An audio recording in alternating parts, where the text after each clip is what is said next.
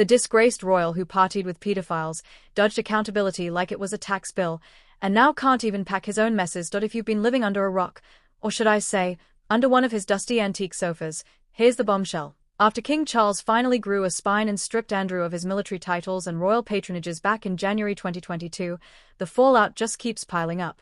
Literally.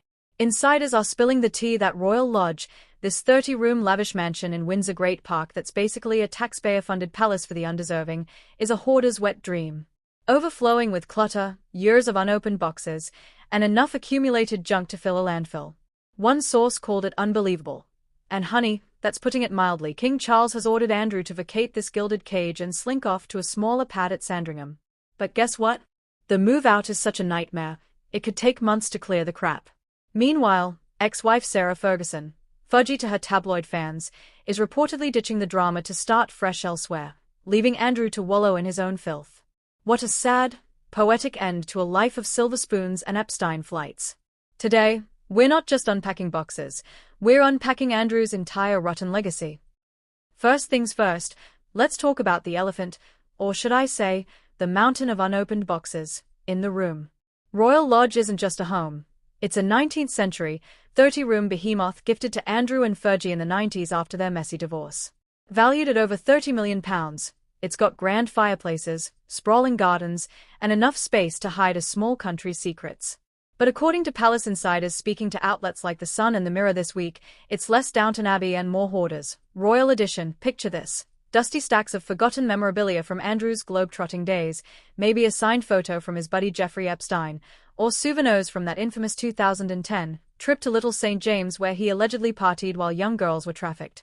Unopened boxes from who knows when, piled so high they block doorways. Years of accumulated possessions that scream, I haven't thrown out a single thing since the Falklands War. One source quipped it so bad, the cleanup crew might need therapy. And get this, Andrew's fighting tooth and nail to stay put, citing a lease from Queen Elizabeth II that lets him live there for life. But Charles isn't budging. Sources say the king's done subsidizing his brother's baggage, literal and figurative. Critically speaking, this isn't just lazy packing, it's a glaring symbol of Andrew's pathological avoidance. The man who settled a sexual assault lawsuit for £12 million in 2022 without admitting guilt? Yeah, he's the type to let problems rot in the attic until they stink up the whole house. Evidence from the Virginia Giuffre case, sealed court docs and her own testimony, paints a picture of a prince who collected friends like trinkets, ignoring the human wreckage left behind. Now, his home mirrors that. A chaotic tomb of unchecked impulses.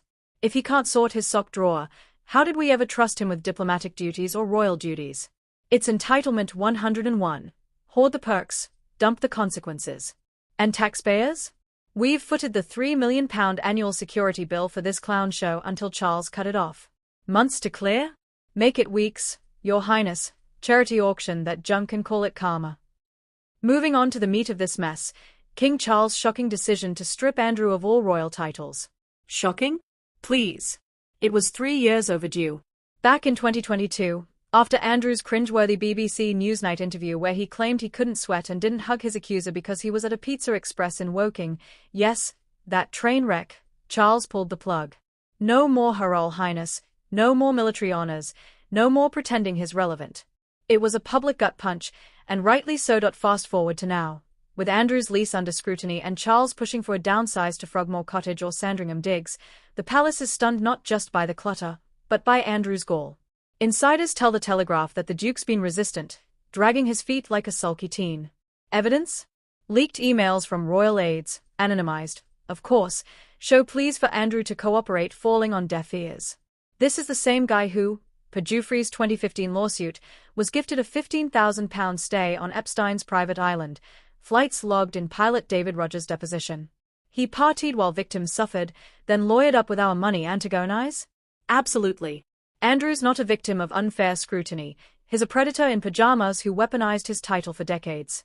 Hosting pizza parties for trafficked teens? Check. Posing for that infamous Epstein photo in Central Park, arm around Ghislaine Maxwell? Double check. And now, as he faces eviction, he's whining about privacy while his ex-wife bails. Fergie, who stuck by him through toe-sucking scandals and bankruptcy scares, is out, reportedly eyeing a fresh start in Monaco or Verbier. Good for her. She's no saint. Remember her £15,000 cash for access sting in 2010. But at least she's not clinging to the corpse of his career.